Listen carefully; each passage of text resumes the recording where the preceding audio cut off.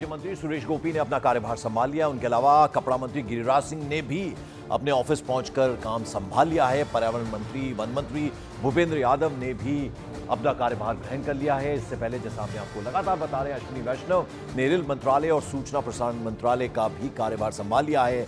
विदेश मंत्री doctor S Jaishankar भी अपने दफ्तर पहुंचे और तमाम जो वहां पर कर्मी हैं उन्होंने उनका जबरदस्त तरीके से स्वागत किया। जिनके कलीग्स हैं उन्होंने उनका स्वागत किया। तो अलग अलग तस्वीरें हम आपको दिखा रहे हैं। एनवायरमेंट मिनिस्टर भूपेंद्र यादव, उसके अलावा सुरेश गोपी पेट्रोलियम राज्य मंत्री बनाए गए, हरदीप सिंह पुरी जो कैबिनेट मंत्री उन्होंने उनका स्वागत किया। गिरिराज सिंह अपने दफ्तर पहुंचे, कपड़ा मंत्री बनाए गए हैं। उसके अलावा रेल मंत्री के साथ साथ अश्विनी वैष्णव को 2 अलग जिम्मेदारियां भी हैं। आईटी मंत्रालय, साथ साथ इंफॉर्मेशन एंड ब्रॉडकास्टिंग मिनिस्टर भी उन्हें बनाया गया है।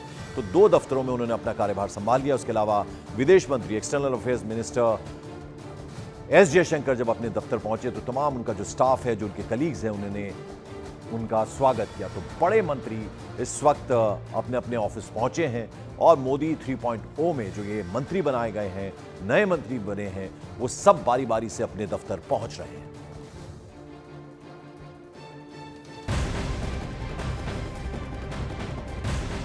और विदेश मंत्रालय का अपना जिम्मा संभालने के साथ ही चीन और पाकिस्तान पर विदेश मंत्री डॉक्टर एस जयशंकर ने भारत की स्थिति को एक बार फिर से साफ कर दिया और कहा कि चीन सीमा पर हर हालात से निपटेंगे और पाकिस्तान को आतंकवाद पर करारा जवाब दिया जाएगा।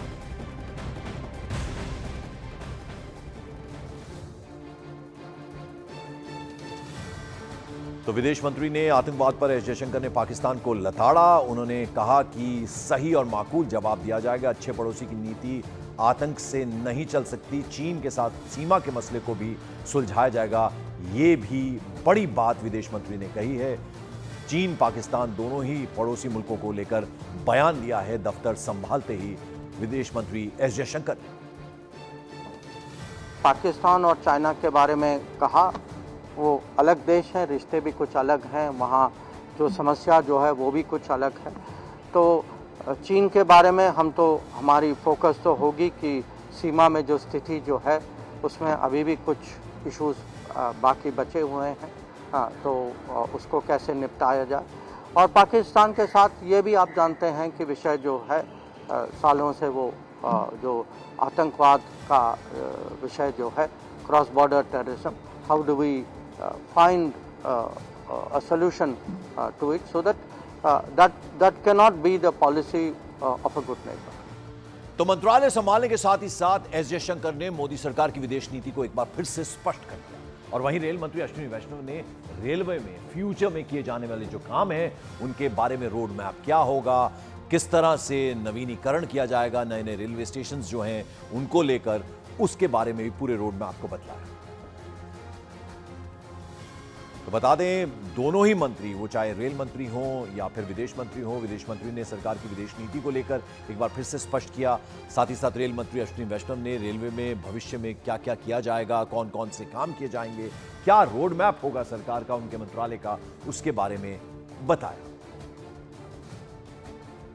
दुनिया हम पर विश्वास करती है और हमारी जिम्मेदारियां भी बढ़ रही हैं। तो हमें विश्वास है कि मोदी जी के नेतृत्व में भारत की जो पहचान जो है दुनिया में वो बढ़ेगी जरूर।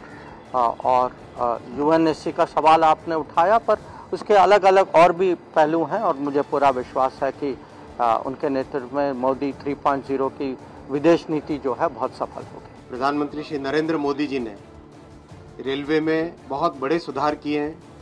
रेलवे का इलेक्ट्रिफिकेशन हो, नई पटरियां बनानी, नए तरह की ट्रेन्स लानी, स्टेशंस का रीडेवलपमेंट, ये 10 वर्षों की प्रधानमंत्री श्री नरेंद्र मोदी जी की बड़ी उपलब्धियां हैं। और रेलवे को एक इसलिए फोकस पे रखा है प्रधानमंत्री जी ने क्योंकि रेलवे साधारण नागरिकों की, आम नागरिकों की सवारी है और अपनी देश की अर्थव्यवस्था की एक बहुत मजबूत रीढ़ की हड्डी है। इसीलिए रेलवे पे बहुत फोकस है मोदी जी का, भावनात्मक संबंध है रेलवे के साथ।